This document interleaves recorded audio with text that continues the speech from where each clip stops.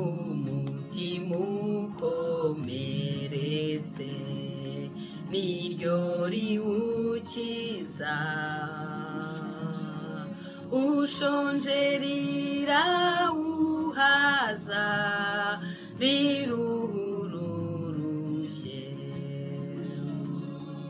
ushonje rirawuhaza, riruhururushye.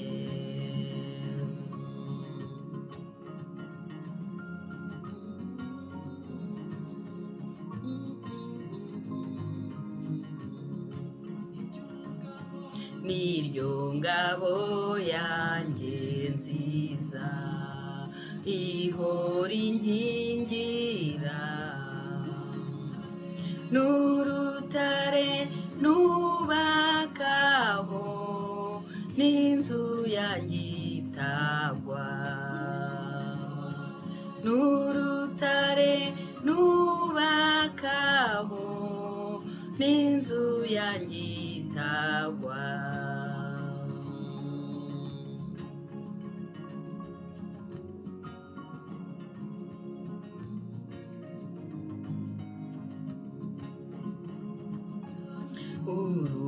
Urumutambyi nemera n'umwami untegeka,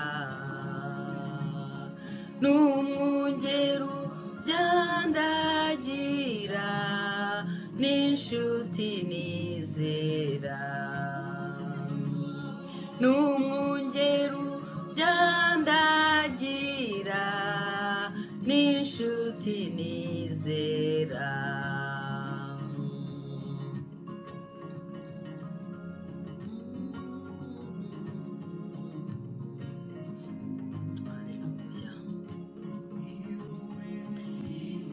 We bugingo bwanjye, kandi kuri wowe niho nsiganirwa Yesu, kandi uri n'inzira, niho nsiganirwa, niho nsiganirwa Yesu, kandi uri n'inzira.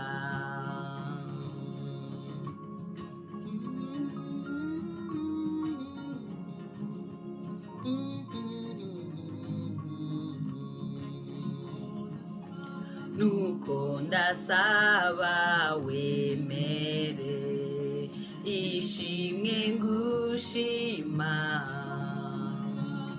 nubwo ntabasha kuvuga ibigukwiriye, nubwo ntabasha kuvuga ibigukwiriye, nanone uko mbishoboye nzajya nguhimbaza, no mu ipfa ryanjye iryo zina rizampumuriza, no mu ipfa ryanjye iryo zina rizampumuriza, no mu ipfa ryanjye iryo zina rizampumuriza. Haleluya! Imana ishimwe kandi ihabwe icyubahiro. Turayishimye rero, turayihimbaje kubw'ubuntu bwayo, kubw'imbabazi zayo. Ubuntu bwayo nibwo butuma tudashiraho. Imbabazi dufitiye, urukundo dukunda, nibyo bituma umuseke udutambikira, nibyo bituma abicaye mu mwijima bavirwa n'umucyo, bakamurikirwa, bakava muri uwo mwijima bakajya mu mucyo wa Kristo. Imana rero ishimwe kandi ihabwe icyubahiro kubw'iyo neza yayo, kubw'ubwo buntu bwayo, kubw'izo mbabazi itugirira uko bwije n'uko bukeye. Ndagarutse rero, ni mwene so muri Kristo Yesu, Francine Twagiramariya. turakomeje gahunda yo gusangira ijambo ry'Imana. Tumaze iminsi turebera hamwe ijambo ry'Imana rivuga ngo iminsi ni mibi. Iminsi ni mibi, twe gucogora gukora neza, nubwo ibihari bibi, nubwo abantu bikunda, nubwo abantu bagirirana nabi, nubwo ntawe ukigirira undi icyizere, ariko twe gucogora gukora neza.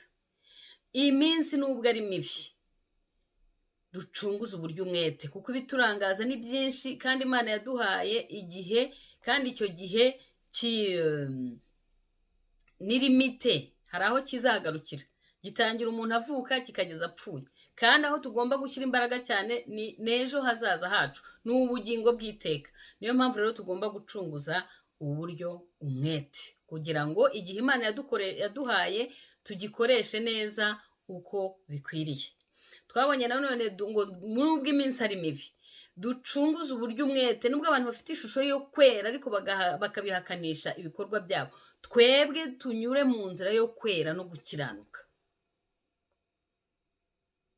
Haleluya. Nubwo iminsi ari mibi, dukomeze icyo dufite kugira ngo hatagira udutwara ikamba ryacu. Twabonye ko icyo Imana yaduhaye agakiza, yaduhaye izina rya Yesu, yaduhaye ijambo rye, yaduhaye gusenga, kugira ubusabane nayo. Icyo Imana yaduhaye tugikomeze, kuko Satani nawe arivuga nk'intare ashaka kukitunyaga. Ducunguze rero uburyo umwete, kandi dukomeze icyo dufite kugira ngo icyo Kristo yadufatiye umwanzi atakitutwara.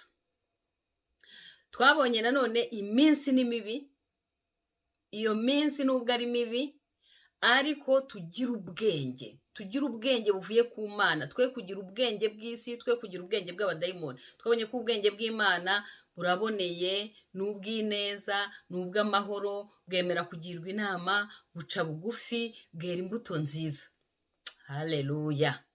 Twongeye kubona ko iminsi ari mibi, ko dukwiye kugira kwemerera Imana, kwemerera Kristo, kwemerera Umwuka Wera akabaza muri twebwe inkingi 7 z'ubwenge. Izo nkingi 7 z'ubwenge twabonye ko harimo kugenzura, ariyo discernement. Twabonye ko harimo science de réflexion, ni ugutekereza ikintu ugiye gukora cyose ukabanza ukagitekerezaho, ukabona gufata imigambi. Twabonye ko mu inkingi y'ubwenge harimo kujya inama, kugisha inama Imana, kugisha inama abatubanjirije, aho ngaho kugisha inama ijambo ry'Imana. Twabonye ko mu yindi nkingi ari kugira success, ari imikorere myiza, uburyo bwo gukora ibintu ukabikora mu buryo bukwiriye. Indi nkingi twabonye ni inkingi y'ubuhanga. Mu byo dukora Umwuka Wera akabaza inkingi y'ubuhanga muri twebwe. Indi nkingi ni inkingi y'imbaraga. Twabonye ko rero bwenge agendera mu nzira yo gukiranuka no guca imanza zitabera, kandi inzira yo gukiranuka no guca imanza zitabera ni inzira y'ubugingo, ni inzira y'ubugingo buhoraho. Iyo tugendera mu gukiranuka no guca imanza zitabera, tuba tugendera mu nzira y'ubugingo buhoraho, kandi umuntu ugendera mu nzira yo gukiranuka aba amahoro. Twasoreje rero ku minsi ni mibi, tube maso kandi dusenge ubudasiba. Twabonye kuba maso no gusenga ubudasiba ni ugusengesha umwuka iteka, ni ugusenga mu buryo bwose bushoboka, kandi tugaharanira kugirana ubusabane n'Imana, tugaharanira kugirana ubusabane n'Umwuka Wera, kuko Umwuka Wera ni urondora ibiri mu mutima w'Imana, akamenya ubushake bwayo, hanyuma akadufasha gusenga, tugasenga uko Imana ishaka, noneho amasengesho yacu akagira umusaruro. Iyo usenga ntubone ibisubizo, ugeraho ugacika intege, ariko iyo usengesha Umwuka Wera akaba ari ugusengera, ukunihira, amasengesho yawe aba amasengesho y'umumaro. Kandi twabonye ko ari kuba maso no gusenga ubudasiba ni uguhozaho, ugasengana umwete kugeza igihe Imana isohoreje ibyo tuyisaba. Ndumva ari aho twagarukiye. Uyu munsi rero turakomeza n'ubundi tugiye kwiga ijambo ry'Imana rivuga ngo urubingo rusadutse ntizaruvuna, n'urumuri rucumba ntizaruzimya. Muri iyi si duhura n'ibidukomeretsa byinshi, duhura n'ibiturushya byinshi. Satani araturushya, isi iraturushya, abantu baraturushya. Ibyo byose biradutsikamira, ibyo byose biradukomeretsa. Ariko nubwo ibyo byose bidukomeretsa, bikaduhetamisha, bikababaza imitima yacu, hari icyo Imana yavuze. Twebwe iyo umuntu ari mu bibazo, ahuye n'ingorane, icyo tumukorera ahubwo tumutsindagira hasi. Ariko ntabwo ari ko ijambo ry'Imana ritubwira. Ijambo ry'Imana ryo riravuga ngo urubingo rusadutse ntizaruvuna, n'urumuri rucumba ntabwo izaruzimya. Ahangaha kuri iyi si tumeze nk'urubingo, turi urumuri. Reka twumve icyo ijambo ry'Imana rivuga. Turasoma muri Yesaya 42. Yesaya 42 kuva ku murongo wa 1 kugeza ku wa 4 haravuga ngo dore umugaragu wanjye ndamiye, uwo natoranije, umutima wanjye ukamwishimira, mushyizeho umwuka wanjye. Azazanira abanyamahanga gukiranuka, ntazatongana, ntazasakuza, kandi ntazumvikanisha ijwi mu nzira. Urubingo rusadutse ntazaruvuna, n'urumuri rucumba ntazaruzimya. Ahubwo azazana gukiranuka by'ukuri, ntazacogora, ntazakuka umutima, kugeza aho azasohoreza gukiranuka mu isi, n'ibirwa bizategereza amategeko ye. Imana ishimwe. Irindi jambo dusoma turarisoma muri Matayo igice cya 12. Turasoma muri Matayo 12 duhere ku murongo wa 18 tugeze ku murongo wa 21. Haravuga ngo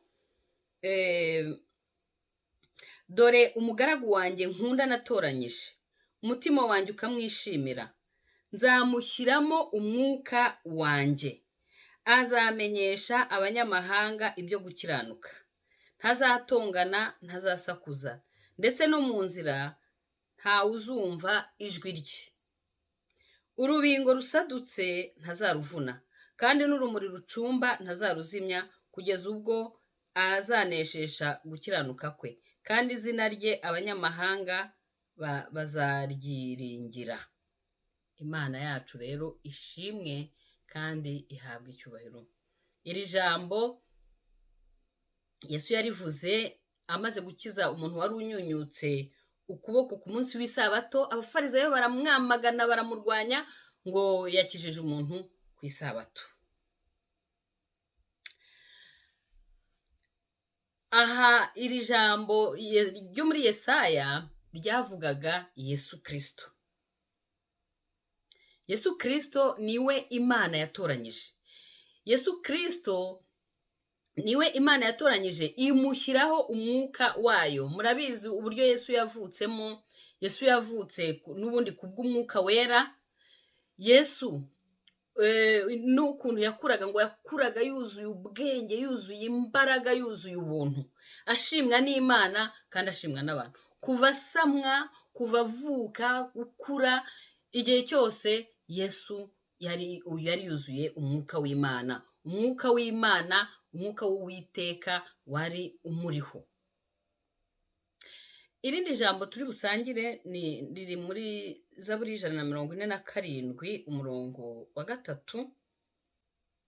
Akiza abafite imitima imenetse, apfuka inguma z'imibabaro yabo. Murumva rero Imana ntabwo ishobora kugukoresha itaraguhamagaye, ntabwo ushobora kugukoresha itaragutoranyije. Iyo usomye mu Baroma igice cya 8 umurongo wa 30 haravuga ngo abo yatoranyije kera yarabahamagaye, kandi abo yahamagaye yarabatsindishirije, n'abo yatsindishirije yabahaye ibyiza. ubwiza. Imana nimba itaraguhamagaye ntabwo ushobora kugutsindishiriza, ntabwo ushobora kugushyigikira, ntabwo ishobora kubana nawe. Bisaba ko iguhamagara, bisaba ko igutoranya, bisaba ko igutsindishiriza.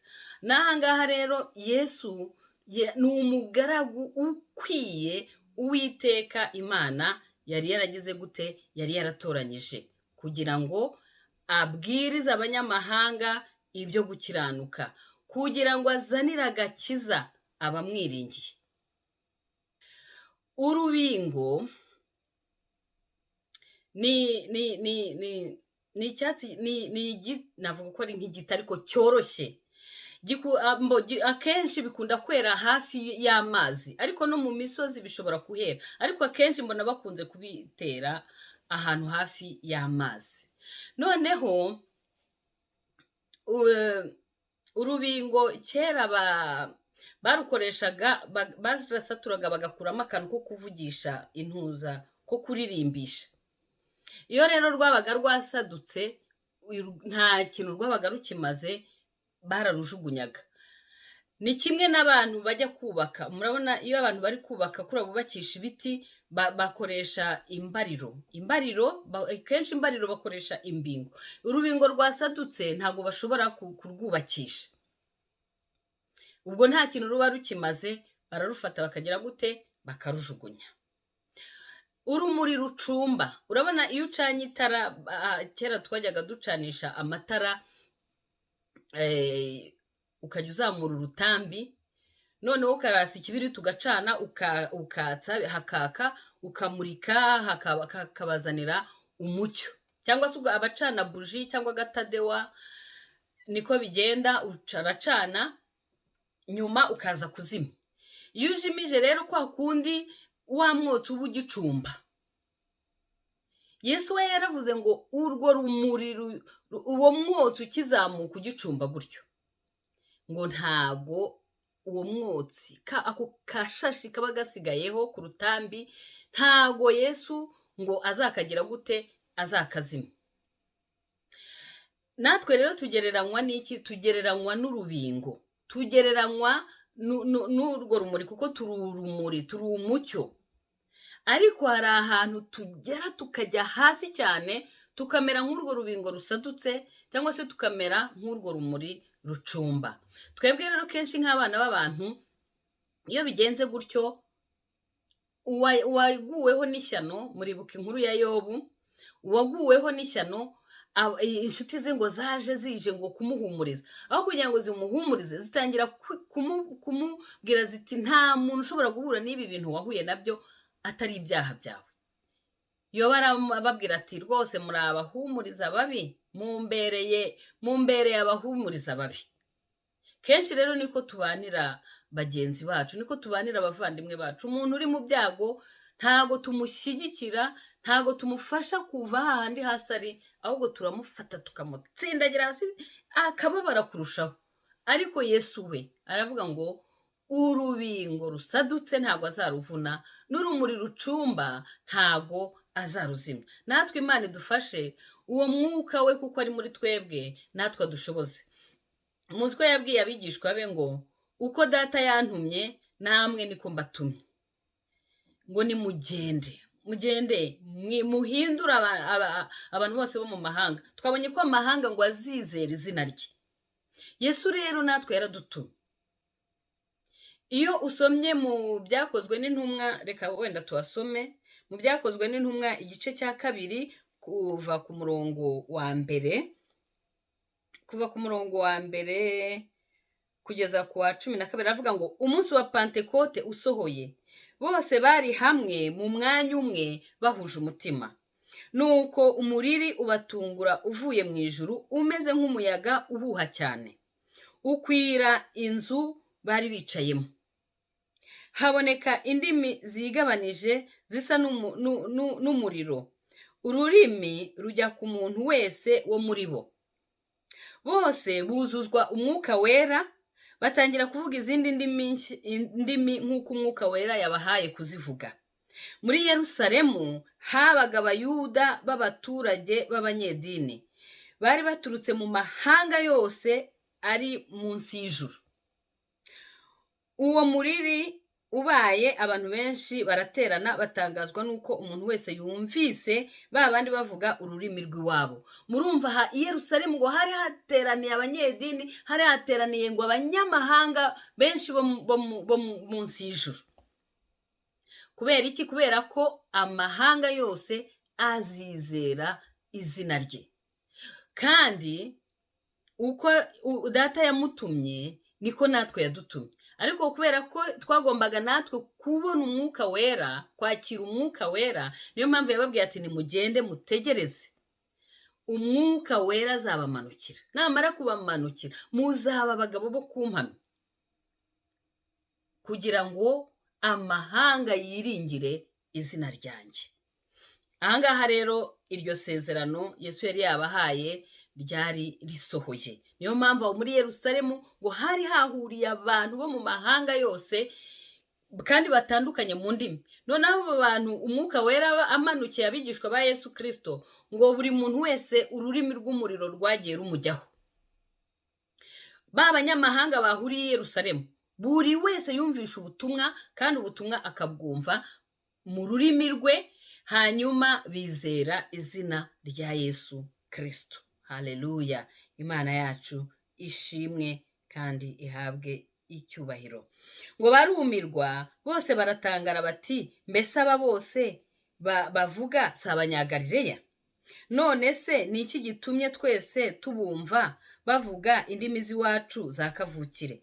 Kandi turi Abapariti n'Abamedi n'Abanyeramu n'abatuye Mesopotamiya ni Yudaya ni Kabadokiya ni Ponto no muri Aziya, ni Furugiya ni Pamfiliya no muri Egiputa no mu gihugu cy'Ilibiya giherereye i Kureni, n'Abaroma n'abashyitsi b'Abayuda n'abakomeza idini yabo, kandi n'Abakirete n'Abarabu turabumva bavuga ibitangaza by'Imana mu ndimi z'iwacu. Bose barumirwa bibayobeye, barabazanya bati, mbese ibi ni ibiki? Ibintu by'Imana ni ibintu bitangaje, abantu babyibazaho.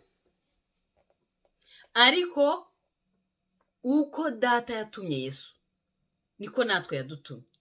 Umwuka w'Uwiteka wari kuri Yesu, uwo mwuka w'Uwiteka natwe aturiho, umwuka wera aturiho, kugira ngo twamamaze inkuru nziza, kugira ngo tugere ikirenge mu cya Yesu Kristo. Natwe araduhamagarira kudafata urubingo rusadutse ngo turuvune, kudafata urumuri rucumba ngo turuzimye, ahubwo tugerageze kurugorora. Imana idufashe. Yesu, twese twari dutataniye hirya tumeze nk'intama zizimiye, ariko kubera ko yashakaga kutugira ubwoko bwe, ko yashakaga kutugira ishyanga ryera, yaje kuducungura. Yaje kuducungura kubera ko basogokuruza bacu, iyo usomye mu itangiriro ndumva ari igice cya 2, basokuruza bacu baracumuye, bacumura ku Mana, barasuzugura, bakora iby'Imana yari yababujije, kandi yari yababwiye ngo nimunsuzugura, nimutumvira, no gupfa muzapfa. Iki giti, iyi mbuto nimuyiryaho no gupfa muzapfa. Basuzuguye Imana, bumvira umubi. Naho ngaho twahereye duhinduka urubingo rusadutse. Ariko kuko Imana yacu ari Imana y'ubuntu, kuko Imana yacu ari Imana y'imbabazi n'urukundo, imbabazi zayo n'ubuntu bwayo n'urukundo rwayo bihoraho iteka ryose. Imana rero yashatse umuti, niyo mpamvu yohereje umwana wayo w'ikinege ikunda cyane, ari we Yesu Kristo. Ikintu cyamuzanye muri Yohana 1, Yohana wa mbere 1 umurongo wa 3 kugeza ku 8, ikintu cyazanye Yesu ni ukumaraho imirimo yose y'umwijima. Kandi ikindi kintu cyazanye Yesu Kristo ni ugukura Satani ku ntebe y'ubuyobozi bw'imibereho yacu, kugira ngo Yesu yime aganze kandi ategeke mu mitima yacu. Iyo usomye muri Petero wa mbere igice cya 4 avuga ngo, ariko mwebweho muri ubwoko bwatoranijwe, abatambyi b'ubwami, ishyanga ryera, abantu Imana yaronse kugira ngo mwamamaze ishimwe rye yabahamagaye, ikabakura mu mwijima ikabageza mu mucyo wayo w'itangaza. Kera ntimwari ubwoko, ariko none muri ubwoko bw'Imana. Kera ntimwari mwakababariwe, ariko none mwarababariwe. Murumva ikintu cyamanuye Yesu ni ukongera kuduhindura ubwoko bw'Imana. Ikintu cyakuye Yesu mu ijuru ni uguhirika intebe y'ubutegetsi bwa Satani mu mitima yacu, ni ukugira ngo twongere atwemeshe, adukureho imitwaro yose umwanzi yaduhetamishije. Amaraso ya Yesu yatumye Imana iduhindura ubwoko bwayo, kandi yatumye umwuka wayo aba muri twebwe. Imana ituye muri twebwe, igendera muri twebwe, ikorera muri twebwe. Yohana 7:37 kugeza kuri 39 aravuga ngo nuko ku munsi uheruka w'iminsi mikuru, ari wo munsi uruta iyindi, Yesu arahagarara avuga cyane ati, umuntu nagira inyota aza aho ndi anywe, unyizera imigezi y'amazi y'ubugingo izatemba iva mu nda ye, nk'uko byanditswe ngo ibyo yabivuze yerekeje ku mwuka wera uw'abamwizera bendaga guhabwa, ariko uwo mwuka yari ataraza kuko Yesu yari atarahabwa ubwiza bwe. Urumva rero Yesu yari arimo ategura abigishwa be kuzamusigarira mu mwanya kugira ngo babwirize amahanga ibyo gukiranuka, nk'uko byagenze hariya kuri Pentekote mu byakozwe n'intumwa igice cya 2 hamaze kubitubwira. Ahandi batwereka ko Yesu yaje gukuraho ubutegetsi bwa Satani mu ntebe y'ubuzima bwacu. Biri mu Samweli wa mbere igice cya 5 kuva ku murongo wa 1, haratwereka nanone ukuntu ububasha bw'Imana, ubutegetsi bw'Imana buhirika ubutegetsi bwa Sekibi. Abafilisitiya bari banyaze isanduku y'Imana, bayikura kuri Ebenezeri bayijyana kuri Ashidodi. Isanduku y'Imana igezeyo, Abafilisitiya barayenda bayijyana mu nzu ya Dagoni, bayishyira iruhande rwa Dagoni, maze Abanyashidodi babyutse kare basanga Dagoni yaguye yubamye imbere y'isanduku y'Uwiteka, barayegura bayisubiza aho yari iri. Bukeye bwaho babyuka kare basanga Dagoni yaguye yubamye imbere y'isanduku y'Uwiteka, kandi igihanga n'ibiganza bya Dagoni byaguye ukubiri n'umubyimba. Murumva rero Satani nubwo yatumye duhinduka urubingo rusadutse, nubwo isi yaduhinduye urubingo rusadutse, nubwo umwanzi ibyo duhura nabyo bitunyeganyeza byaduhinduye urumuri rucumba, ruduhindura abantu b'imburamumaro, ariko imbaraga z'Imana ziri muri twebwe zanesheje uwo mugome. Imana yacu rero ishimwe kuko Yesu yaranesheje.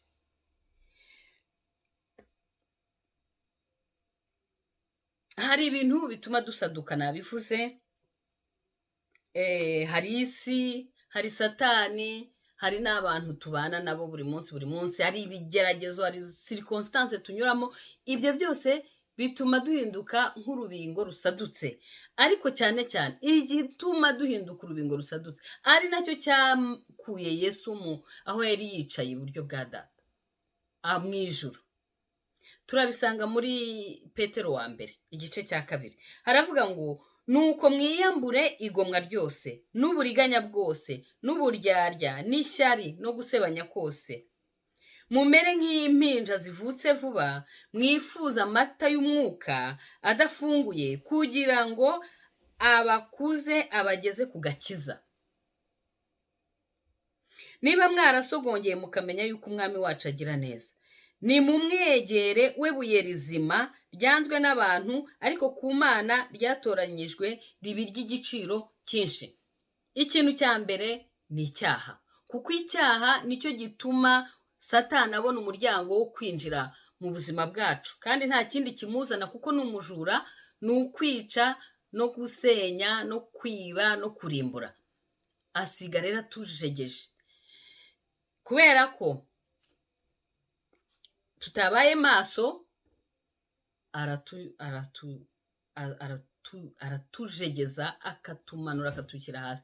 Ariko ijambo ry'Imana hano riratubwiye ngo twiyambure ibyo byaha, twiyambure amashyari, twiyambure igomwa, twiyambure ibibi, twiyambure ibintu byose bitanezeza Imana, tumere nk'abana b'impinja bakivuka. Umwana w'uruhinja barinosa, ntabazi gukora nabi, ntabazi kugirira nabi mugenzi we, aba afite umutima mwiza utunganye. Natwe Imana irashaka ko tumera nk'abana b'impinja, tukagira umutima utunganye, umutima wuzuye ubuntu, umutima wuzuye gukiranuka, umutima wuzuye urukundo n'imbabazi. Niba twarasogongeye rero tukamenya yuko umwami wacu agira neza, tumwegere tudatinya, kubera ko yaraducunguye, yatumeneye amaraso y'igiciro, yaduhinduye abana b'Imana, ngo abamwizeye yabahaye ububasha bwo kuba abana b'Imana. Dufite rero uburenganzira bwo kwegera intebe y'ubuntu n'imbabazi tudatinya. Haleluya! Imana yacu ishimwe kandi habwe icyubahiro. Kandi arakubwira ngo komeza, twabonye komeza icyo ufite, rinda ubugingo bwawe. Ubugingo bwacu tuburinda gute? Tuburinda twirinda ibyaha, kuko icyaha ibihembo by'ibyaha ni urupfu. Uko ubishoboye kose saba imbaraga, Imana izabigushoboza, izabigufashamo. Hari imiyaga y'uburyo bubiri. Hari umuyaga w'umwuka wera nk'uko twabibonye mu Byakozwe n'Intumwa 2. Hari n'umuyaga wo mu butayu. Reka dusome Matayo 11:7 ngo abo bakigenda, Yesu atangira kuvugana n'abantu ibya Yohana ati, mwagiye mu butayu kureba iki? Urubingo ruhungabanywa n'umuyaga. Umuyaga w'umwuka wera araduhembura, atwegereza Yesu, atwuzuza imbaraga, adukomeza ku rutare. Iyo imiyaga n'imiraba bije, iyo imivu itembye, turashikamye, turakomeye. Ibyo bidutsindagira hasi iyo bije dushikamye kuri Yesu. Umuyaga w'umwuka wera turiho ntacyo tuba. Ariko rero uriya muyaga wo mu butayu ni umuyaga uduhungabanya, ni iyi si iturwanya, ni iyi si itugirira nabi, ni iyi si itubabaza. Ni abantu bayiriho bafite umutima mubi, bicana, bangana, bagira amashyari, bagambanirana, baroga. Iyo ni imiyaga yo mu butayu. Kandi iyo miyaga yo mu butayu rero ihungabanya urubingo. Iyo tudafite umuyaga w'umwuka wera, umuyaga wo mu butayu uraduhungabanya. Niyo mpamvu ijambo ry'Imana ridutegeka ngo mwuzure umwuka wera, mwirinde ibisindisha. Haleluya! Yesu byose yarabiduhaye. Yaraje ku musaraba, yaravuze ngo tout est accompli. Ibi byose birarangiye. Iyo miyaga rero yahuha yatunyeganyeza, turakomeye, turashikamye, kuko twubatse kuri Kristo Yesu, kandi umuyaga w'umwuka wera aturiho. Haleluya! Imana ishimwe kandi ihabwe icyubahiro. Umugabo witwa Yobu nawe yahuye n'ibyo bibazo, ariko kuko Imana yari yamutangiye ubuhamya, Satani aramusaba ati, impamvu akubaha, wamuhaye ubukire, wamuhaye abana, wamuhaye urugo rwiza, wamuhaye umugore mwiza, genda ubikoreho urebe. Yobu aragenda, arababara, arakubitwa. Iyo usomye igice cya 19 kuva ku murongo wa 6, mwumva amagambo yavuze. Mumenye yuko ari Imana yubitse urubanza rwanjye, ikangotesha imitego yayo. Dore ndatakishwa no kugirirwa urugomo, ariko sinumvirwa. Ndatabaza, nta rubanza rutabera ruhari. Inzira yanjye yarayishe, bituma ntabasha guhita, kandi inzira zanjye zakwijwemo umwijima. Yanyaze icyubahiro cyanjye, inyaka ikamba ryo ku mutwe wanjye. Yanyishe inturutse impande zose, none ndapfuye. Kandi ibyiringiro byanjye yabiranduye nk'igiti. Yankongejeho uburakari bwayo, kandi imbarira mu banzi bayo. Uyu ni Yobu arimo aravuga ati ya Mana yamutangiye ubuhamya niyo ari kuvugaho aya magambo yose, ukuntu yamuhinduye umwanzi we, ukuntu yamufungiye amayira, ukuntu yamugushije mu mutego wayo. Iyo ukomeje hasi rero, wa muyaga w'umwuka wera arongera aramugarukaho. Yobu 19:25 kugeza kuri 27. Ariko njye ubwanjye nzi yuko umucunguzi wanjye ariho, kandi ko amaherezo azahagarara mu isi. Kandi uruhu rwanjye nirumara kubora, nzareba Imana mfite umubiri. Nzayireba ubwanjye, amaso yanjye azayitegereza saa yundi. Nuko umutima wanjye umarwa n'urukumbuzi. Haleluya! Murumva Yobu yaratatse ararira, kandi koko yarababaye pe. Agera ubwo avuga ati ibi ni Imana yabinteje, yampinduye umwanzi wayo. Mana we! Ariko ageze hasi, umuyaga w'umwuka wera yongeye guhumuriza umutima we, ahita avuga ngo umucunguzi wanjye ni muzima. Iryo jambo twese dukunda kurivuga, umucunguzi wanjye ni muzima. Mon rédempteur vit. Haleluya! Imana yacu ishimwe. Rero ni ukuvuga ko Imana muri iyo miyaga n'imiraba ituhuha, itunyeganyeza, bituburiza, bikadusatagura, ariko Imana iri au contrôle. Ni umucunguzi wacu. Niwe wenyine ufite imbaraga zo kuducungura. Niwe wenyine ufite imbaraga zo kudusana uko tuba twasataguritse, uko tuba twangiritse. We iyo ntago idutsindagira hasi ngo duhereyo, ahubwo irongera ikatwereka ko ari umucunguzi wacu, ikongera ikatubyutsa. Murabizi amaherezo ya Yobu, Imana yongeye kumuha abana beza, imukubira inshuro ebyiri, imugirira neza, imuha iherezo ryiza. Nguko uko umucunguzi wacu akora. Ntabwo urubingo rusadutse azaruvuna, nta nubwo urumuri rucumba azaruzimya. Imana yacu ishimirwe urukundo rwayo. Imana yacu ishimirwe imbabazi zayo. Zaburi y'103 umurongo wa 13 aravuga ngo nk'uko se w'abana abagirira ibambe, niko Uwiteka arigirira abamwubaha. Nubwo tuba turi muri ibyo bibazo byose, muri ibyo bintu bitumenagura, ariko Uwiteka bari hafi aho ngaho, adufitiye imbabazi, adufitiye urukundo, adufitiye impuhwe. Ariko Mana uri mwiza rwose.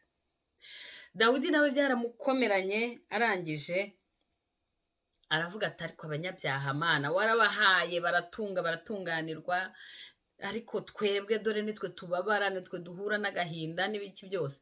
Ariko ngo yitegereje iherezo ryabo, asanga iherezo ry'abanyabyaha nta kigenda, ariko abakiranutse. Hari uwigeze kwifuza ngo icyama nk'Ibaramu, nk'ipfira nk'uko abakiranutsi bapfa. Haleluya! Turinzwe n'Imana y'inyembabazi, turinzwe n'Imana yuzuye urukundo, yuzuye ubuntu. Iyo rero ntago izaduheza hasi, izongera udufata ukuboko iturorove. Kandi ibyo Yesu yarabirangije. Ubu ngubu hano ku isi ni twebwe. Yesaya 40 haravuga ngo nimuhumurize abantu banjye, mubabwire ibyururutse imitima. Imana iragukeneye, Imana irankeneye, kugira ngo intume ku bantu bayo, ngende njye kubahumuriza, ngende njye kubabyutsa. Ntabwo inkeneye ngo ngende njye kubatsindagira hasi kurushaho, kuko urubingo rusadutse ntabwo izaruvuna, n'urumuri rucumba ntabwo izaruzimya. Kugira ngo rero Imana idukize, urwo rubingo rusadutse rukwiye kwegera intebe y'ubuntu n'imbabazi by'Imana kugira ngo Imana yongere isane uwo mutima.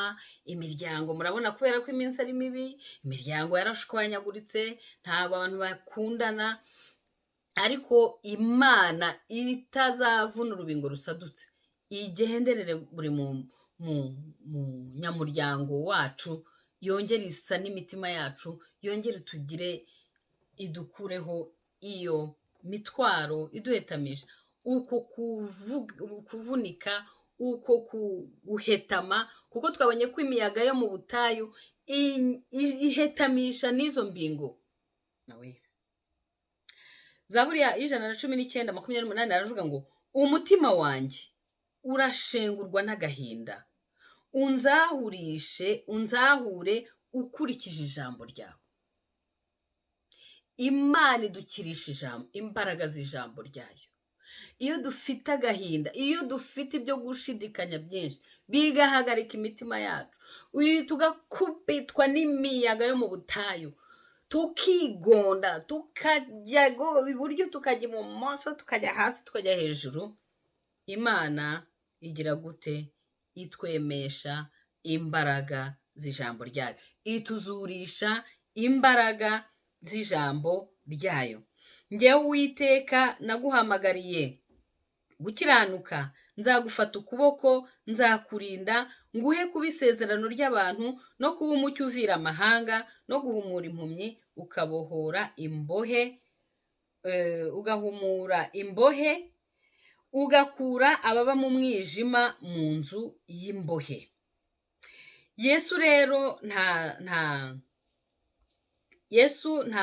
Yesu wenyine niwe ufite imbaraga zo kudukiza, kubera ko ashyigikiwe n'Imana. Nubwo twebwe natwe yaduhamagariye guhumuriza abantu be, ariko ni Yesu Kristo ukorera muri twebwe, kuko twebwe turi imibiri ya Kristo. Kristo rero uri muri twebwe, Kristo ukorera muri twebwe, niwe wenyine ufite imbaraga zo kongera gusana ibyo byose, izo mbingo zasadutse. Niwe wenyine ukongera kutubyutsa igihe twaguye, twageze hasi, imibabaro n'agahinda byadushegeshe, isi yadukubise hasi, imiyaga n'imiraba byo mu butayu, imiyaga yo mu butayu yadugondagonze, yaduhetamishije. Yesu wenyine niwe ufite imbaraga zo kongera kutugorora, akadusubiza ku murongo. Zaburi ya 89:20 haravuga ngo cya gihe wabwiriye abakunzi bawe mu byo beretswe uti, mpaye umunyambaraga gufasha kwanjye, nshyize hejuru uwatoranijwe mu bantu.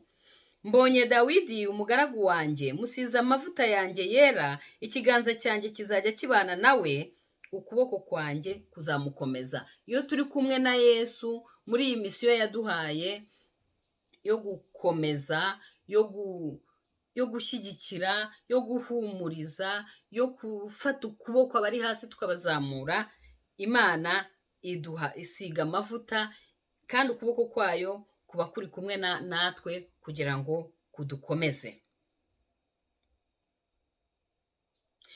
Yesu rero niwe nzira n'ukuri n'ubugingo, ntawe ujya kwa Data atamujyanye. Kugira ngo tubashe gukira, kugira ngo tubashe kuba urubingo rwemye, nuko tugana Yesu kuko niwe nzira n'ukuri n'ubugingo, kandi niryo zina twahawe ryonyine munsi y'ijuru dukwiriye gukirizwamo. Abanyamibabaro bazarya bahage, bashaka Uwiteka, bazamushima, imitima yanyu irame iteka ryose. Iyo tugeze ku ntebe y'imbabazi n'ubuntu bw'imbabazi bya Data, Imana irongera igakiza ibikomere, igapfuka inguma, twongera tukaba bashyashya, twongera tukaba bazima, ibiduhetamisha Kristo akabidukiza, hanyuma imitima yacu ikarama iteka ryose. No guhangayika nabyo muzi ko bikenyura, ariko iyo ufite amahoro ya Kristo ugira n'uburame. Haleluya! Umwami wacu, urumuri rucumba ntazaruzimya, n'urubingo rusadutse ntazaruvuna. Ariko Mana, cyampa tukagira umutima wari muri Kristo Yesu.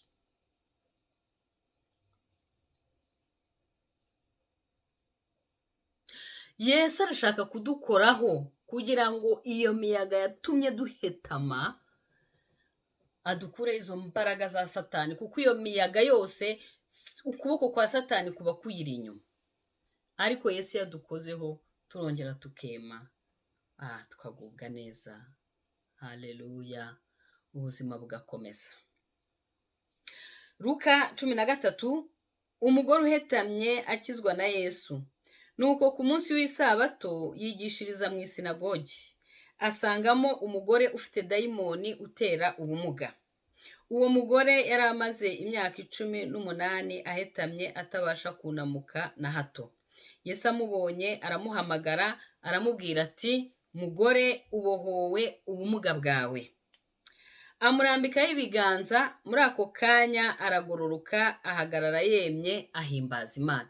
Imana ishaka ko tuba mu buzima bwo guhimbaza Imana. Ntabwo ishaka ko iyo miyaga Satani aba yaduteje ikaduhetamisha tugomba guhora tumeze gutya. Ishaka ko tugenda twemye, imitwe yacu iri hejuru y'ibyo biduhiga, y'ibyo biturwanya, y'abanzi bacu. Nuko nguko rero Yesu yabikoze, yakoze kuri uwo mugore umwanzi yari yarahetamishije. Uwo mwuka wo guhetama uragenda. Ariko umutware w'isinagogi arakazwa nuko Yesu akijije umugore ku isabato. Abwira abantu bari baraho ati, hariho iminsi 6 ikwiriye gukorerwamo imirimo, aba ariyo muzamo mukizwe, hatari ku munsi w'isabato. Umwami Yesu aramubaza ati, mwandyarya mwe, mbese umuntu wese muri mwe ntazitura inka ye cyangwa indogobe ye akayikura mu kiraro ku isabato akayijyana akayahura? Kandi uko uyu ari umukobwa wa Aburahamu, akaba amaze imyaka 18 aboshywe na Satani, ntiyarakwiye kubohorwa iyi ngoyi ku munsi w'isabato? Amaze kuvuga atyo, abanzi be bose baramwara. Abahateraniye bose bishimira imirimo myiza itangaje. Iyo turi gukubitwa n'iyo miyaga tugahetama, ntabwo tubona uko duhimbaza Imana. Kandi ikintu Imana yaturemeye kuyihimbaza. Yaturemeye kuvuga ishimwe ry'iyaduhamagaye. Niyo mpamvu rero iyo wumva wakubiswe, egera intebe y'ubuntu n'imbabazi by'Imana. Umwami wawe agukoreho, aguhetamure, avura imvune zo mu mutima wawe, wongere ugubwe neza, wongere ugire amahoro, wongere ugire ibyishimo, wongere ugire umunezero, hanyuma urame. Kandi Yesu nk'uko yatumwe na Data, natwe yaradutumye. Tugende rero, abavandimwe bacu nibamera nk'urwo rubingo rusadutse, nibamera nk'izo muri zicumba, twe kubarangiza, ahubwo tubafashe, tubegereze umwami Yesu. Hanyuma Yesu yongere abahe kugenda bemye, hanyuma Yesu yongere abubake, hanyuma Yesu yongere abasane, kubera ko urubingo rusadutse ntabwo azaruvuna, n'urumuri rucumba ntabwo azaruzimya. Tugire wa mutima wari muri Kristo Yesu. Uwiteka aramira abagwa bose, yemesha abahetamye bose. Murumva urukundo n'imbabazi by'Imana ntabwo ari ukuduheza hasi, ahubwo nuko twongera tukema, nuko twongera tukaba b'umumaro, nuko twongera tukagira umutima ushima, uhimbaza Imana. Haleluya. Niwe wenyine ufite imbaraga zo kudukiza, imbaraga z'umubi ziduhetamisha, zikadutera igisuzuguriro no guhetama, ikimwaro. Isi iratwekaraza, ikatumepriza. Mana yanjye, ukajya ugenda wububa. Ariko imbaraga z'uwaducunguye, imbaraga za Yesu Kristo, ziraza zikongera zikaduha kugenda la tête haute, tukagenda twemye, tukagenda dufite assurance, hanyuma tukagenda dushima, duhimbaza iyaduhamagaye. yaturemye, idufitiye ibambe, idufitiye imbabazi, idukunda. Haleluya! Imana yacu ishimwe kandi ihabwe icyubahiro. Amen. Ndimo ndagana ku musozo. Zaburi ya 31:8 haravuga ngo nzabyina nishimira cyane ubudahemuka bwawe, kuko wabonye akaga ndimo ukamenya amagorwa yanjye.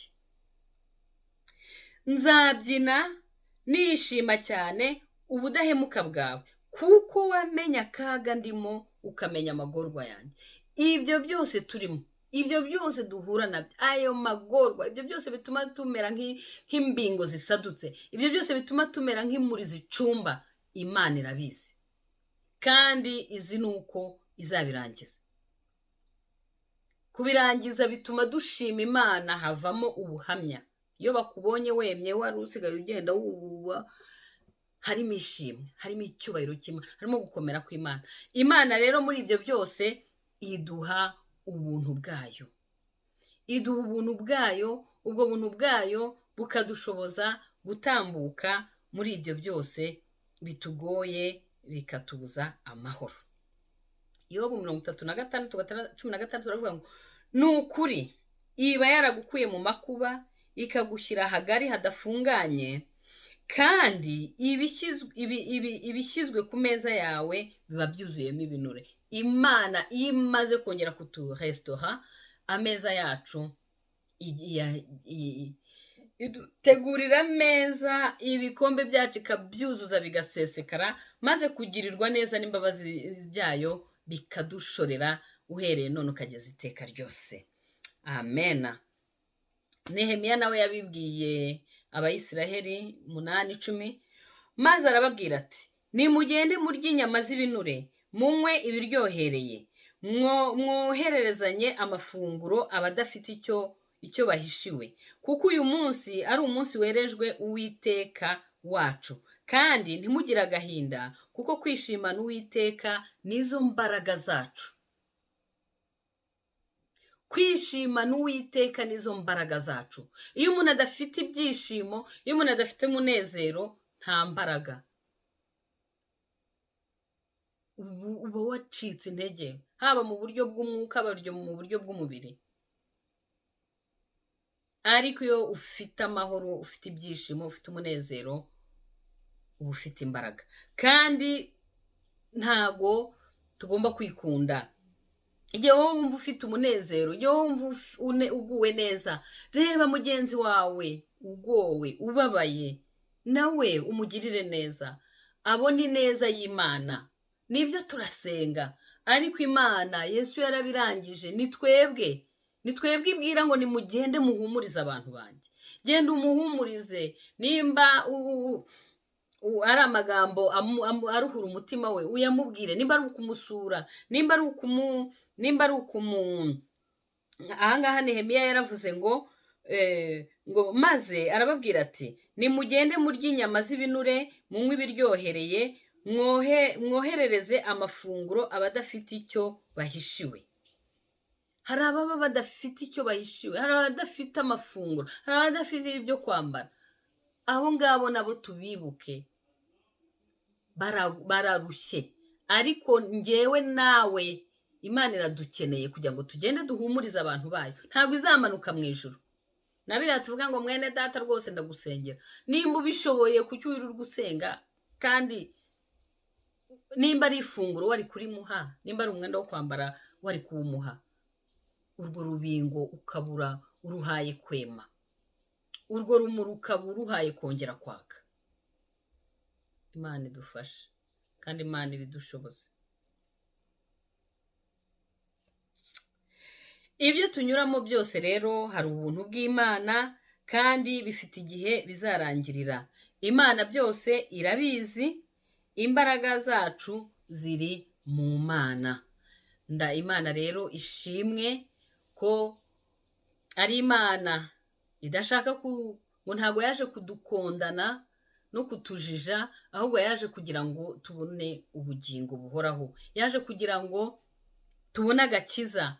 Nawe rero wibona mugenzi wawe ari hasi, wimubona ari mu byago, ari mu gahinda, ngo umumanure hasi, ahubwo ijambo ry'Imana riratubwiye ngo urubingo rusadutse ntago izaruvuna, n'urumuri rucumba ntago izaruzimya. Uwo yari umugaragu w'Uwiteka ari we Yesu Kristo, ariko nk'uko data yamutumye natwe yaradutumye. Ubu ngubu ni twebwe yohereza guhumuriza abantu bayo.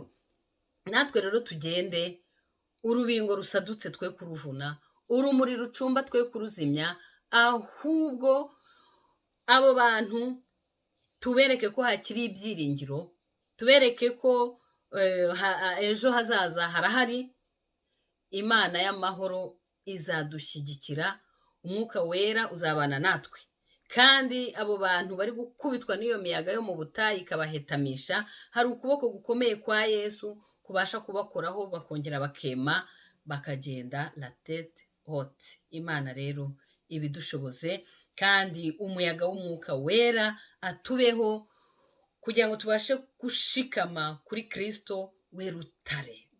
Ntago tuzanyeganyega, ntago tuzata ibyiringiro, ahubwo tuzagira amahoro, tuzagira umunezero, tuzagira kurama. Reka dusenge. Mana yacu, turagushimye, turaguhimbaje ko wuzuye imbabazi, wuzuye ubuntu, wuzuye urukundo Mwami. Dore ibidukomeretsa ni byinshi, ibidutsindagira hasi ni byinshi, ibituma tumera nk'urubingo rusadutse ni byinshi, ibituma tumera nk'urumuri rucumba ni byinshi, ibituma tugaragara nk'aho nta gaciro dufite ni byinshi, umwanzi, ibyaha, iyi si, abagome. Ariko Mwami, turagushima ko uri hejuru ya byose, ni wowe mugenga wa byose. Turagushima rero ko ubuntu bwawe Mwami bugenda bukareba abo bose bameze nk'urubingo ruhungabanywa n'umuyaga wo mu butayu, kugira ngo Mwami wongere ubahe kugenda bemye. Abazimye Mwami ndabasengeye kugira ngo wongere ubahe kwaka, wongere ubahe kumurika mu izina rya Yesu. Shimwa rero Data mwiza ukiranuka, shimirwa ubuntu bwawe, shimirwa imbabazi zawe, habwa icyubahiro mu izina rya Yesu. Amen.